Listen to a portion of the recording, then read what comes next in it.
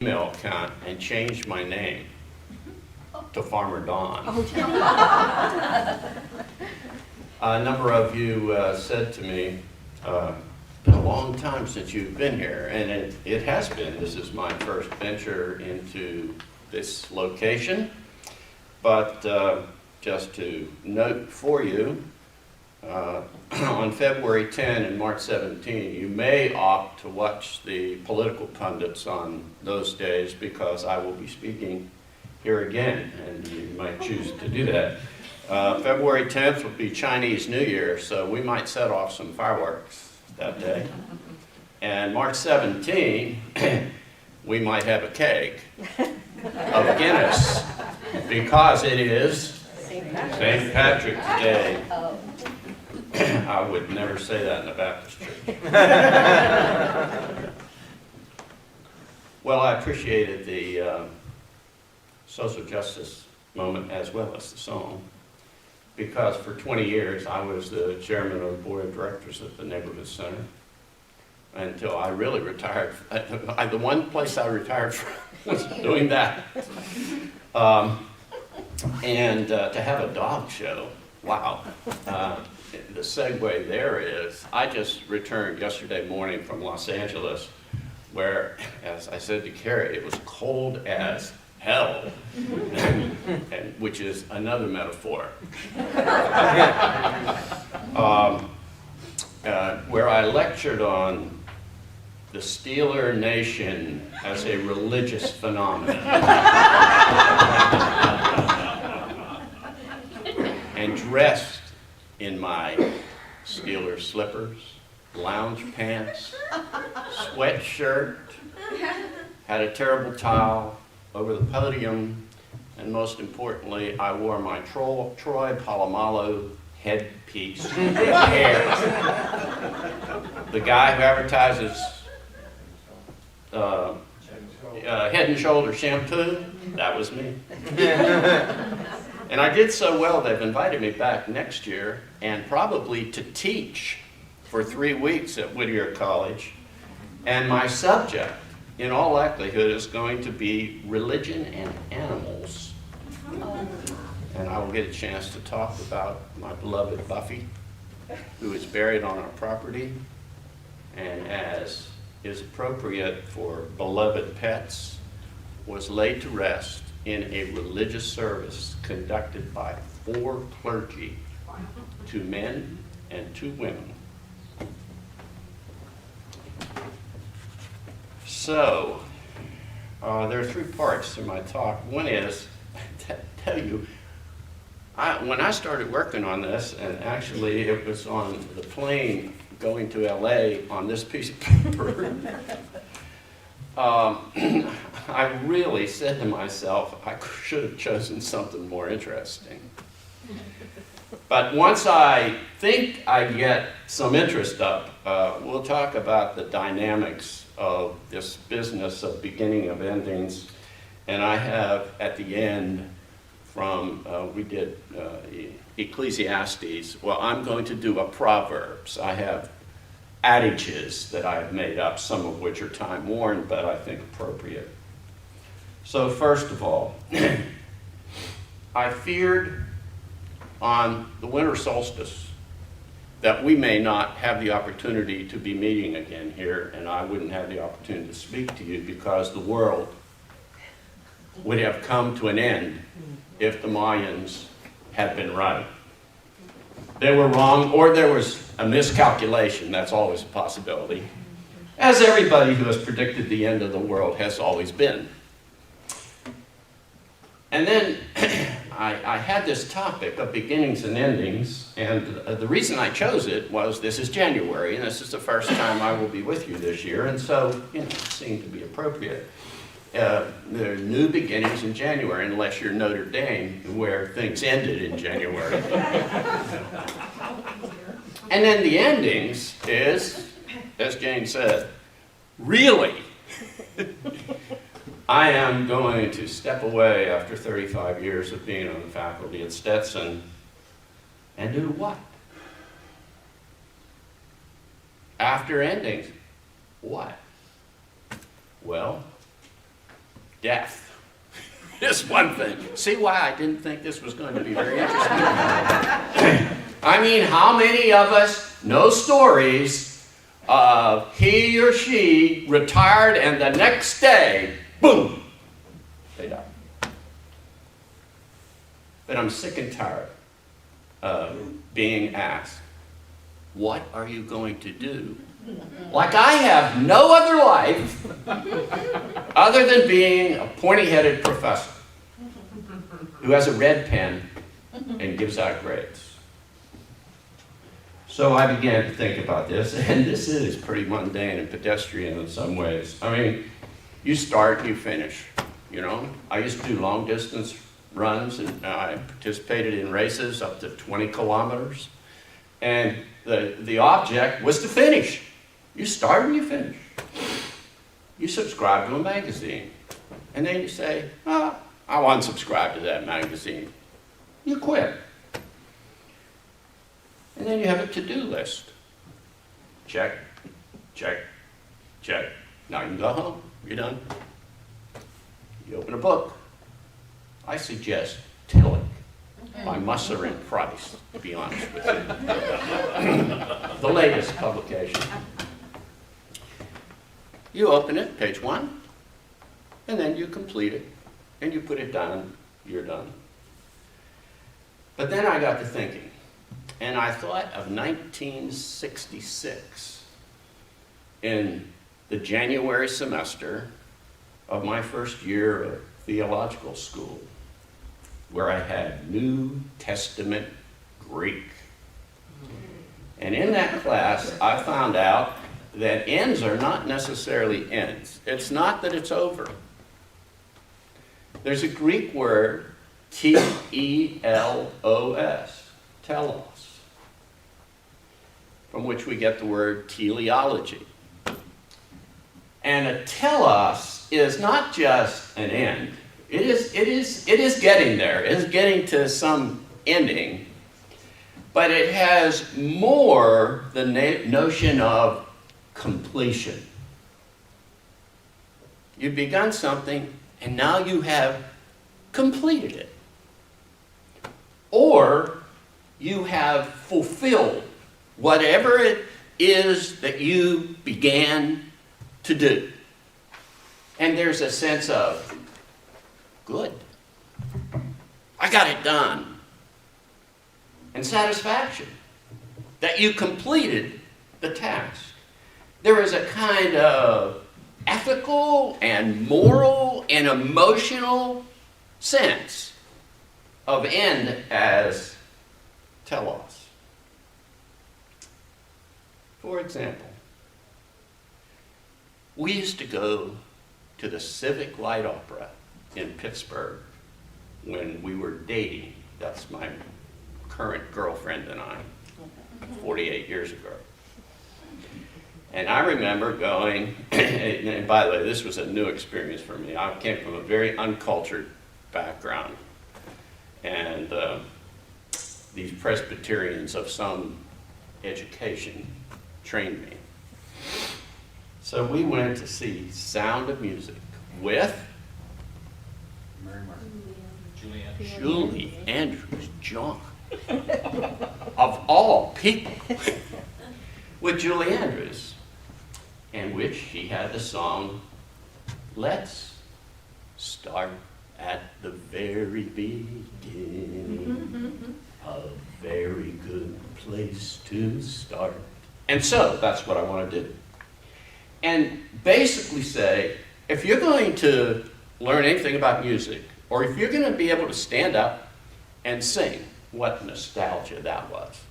I think I'm going to go home, put that on, and take the new autobiography of Willie Nelson and read it, because it will be appropriate with that music, because the title of Willie's autobiography is Wrap Me Up and Smoke Me When I Die.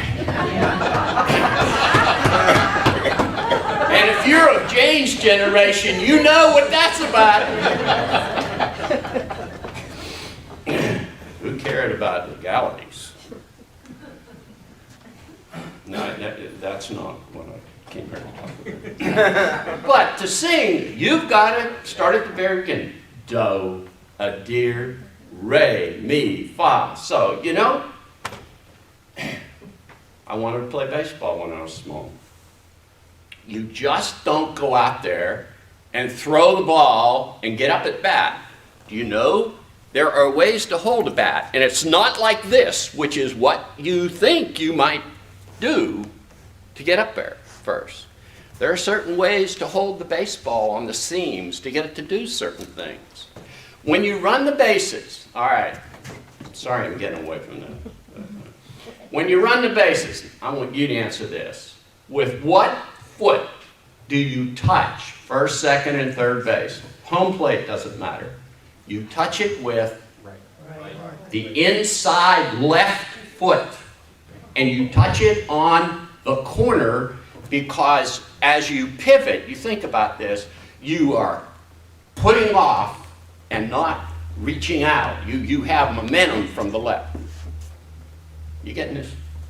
And then you learn how to slide. You can get boo-boo sliding. You know, you ever get one of those? You learn how to slide right. You have to learn the basics, and then what do you become? And when you're completed, you become a ball player. And you come to DeLand, Florida in 1978, and at age 36, you lead the church league in hitting. I learned how to punch the ball in the right field in softball. I mean, I'm not a hitter. But you learn. I mean, math, how do you start? You start learning what numbers are. You learn to count. 1, 2, 3, 4, 5. And then you get to those teens. And then you show off to grandma. And then you learn your sums. We don't use that term anymore. You learn how to subtract.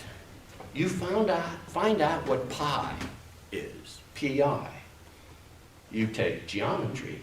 You advance to algebra. Then trigonometry.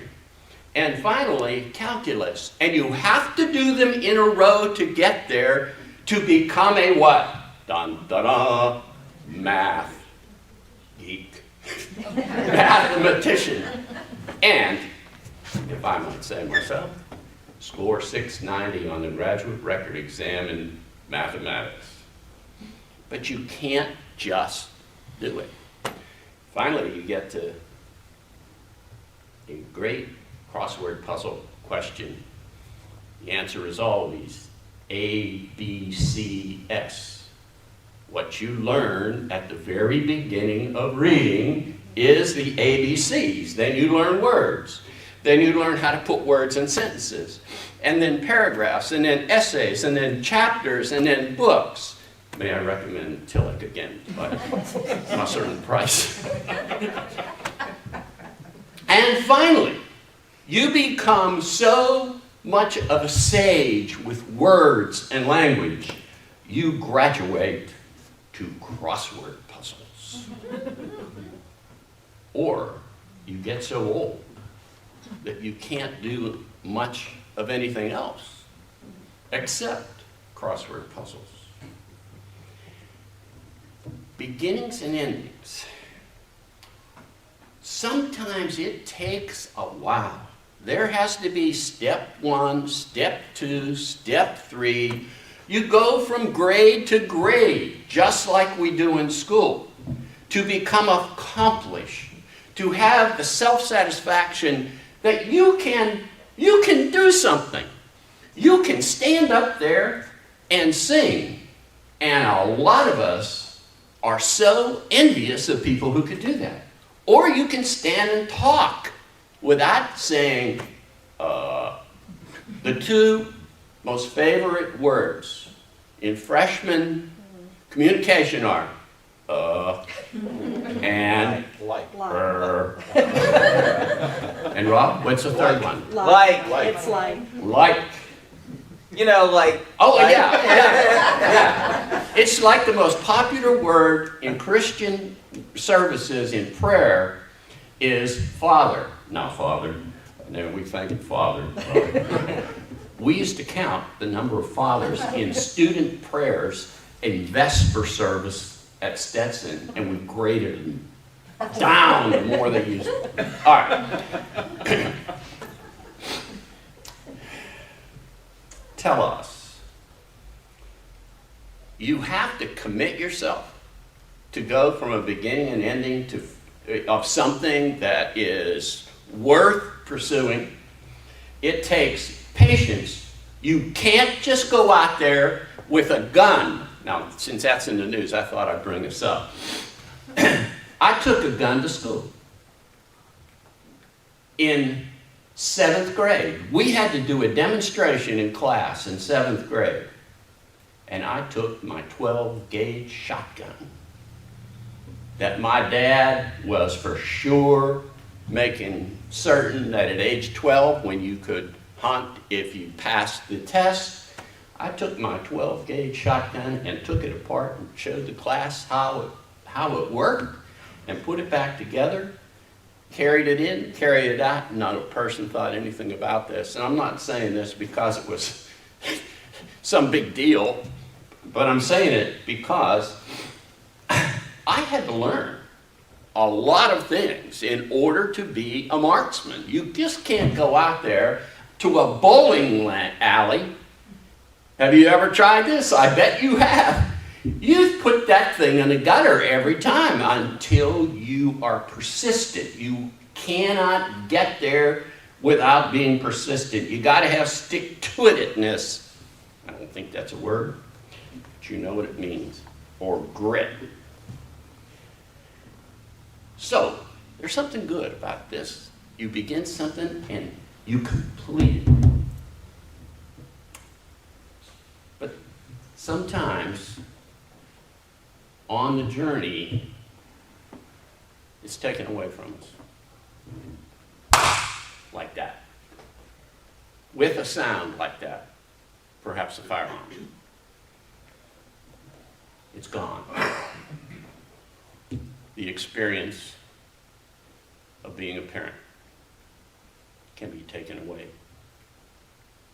My mother has lived with this since her son, her only child, was 24 years old when I first came down with a serious illness. But I'll see her this afternoon. Your job's taken away. They buy out the company and you're out. Somebody does something terrible to you. I'll never forget when I was the interim pastor of Central Baptist Church in Daytona. There was a couple sitting over here, and after the service, they were just sitting there, and this guy was crying. This guy's in his 60s, and I went over and talked to him. They had been sued, and it was a bogus kind of thing, but it was to get their stuff, and they had lost everything. They had lost their homes. They were absolutely bereft and bereaved. It's taken away. And sometimes there's nothing we can do about it, but just, this isn't very theological, but you gotta just suck it up. Deal with it. And slog through.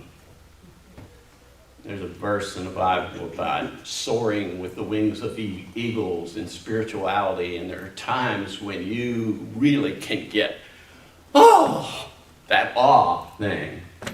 But there are times when you will have to just walk and trudge. And it's not fun. And you don't have a smile on the face all the time. But what I want to conclude with, I apparently have a lot more that I was prepared to say than I had time to say, that's, I'll come back. When do you stop? When sometimes, you stop because you've completed it, but sometimes there are other reasons. It's no longer fun. It's just not working anymore. Did a personal relationship ever end for you when the other person said that? It's just not working anymore. It's time to move on. Or you just physically, mentally, or emotionally can't do it anymore. I know a doctor.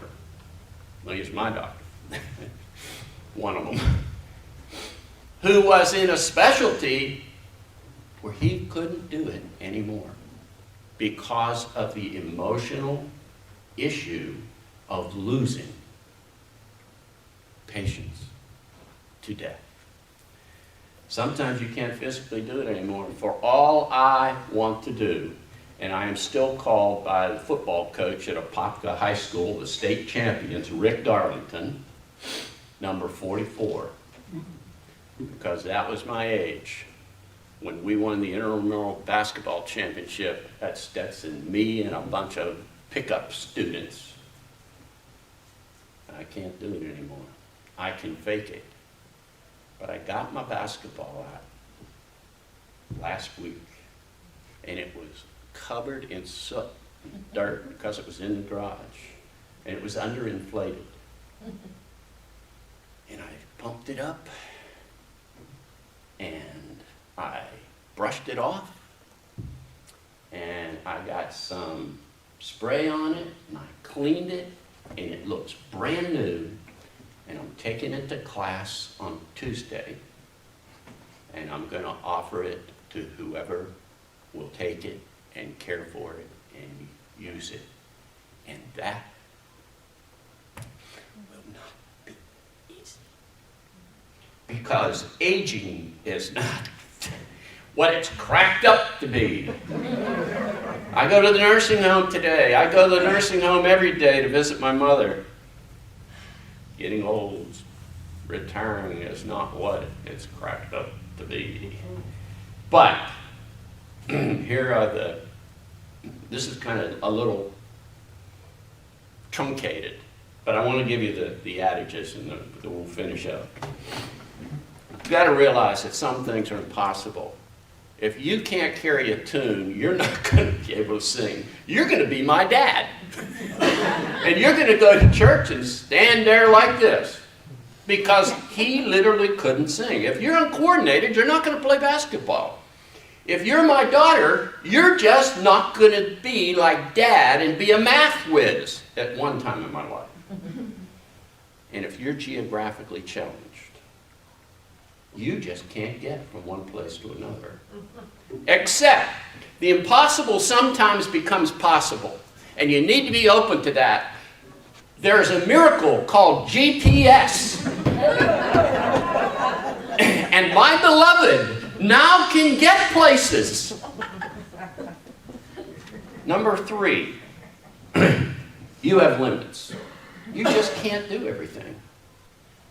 I deal with students all the time who want to be something, and after you get so many years into education, you've got to tell them some way or another. You've got limits. You might not have the rhythm to be able to dance. Maybe someday you'll learn to do Sudoku, but I haven't learned yet. And I'm the guy who knew math. Number 4, don't give up too quickly. Don't quit until it's necessary. Nobody can tell you when, but give it time. If you really work hard, you can do things that you didn't think you could. I never thought I'd be able to work crossword puzzles. And I can't wait to get to the Sunday New York Times puzzle today. Number 5, you got to find your gifts. And I don't think that's a matter of what you do when you're younger and then you find them. Because I have found in my own life, one short illustration, that your abilities change. You lose something. I can't play ball anymore. But I can deal with people. And this is a learned thing. When I entered the ministry, my mother told me, you're making a big mistake because you don't even like people.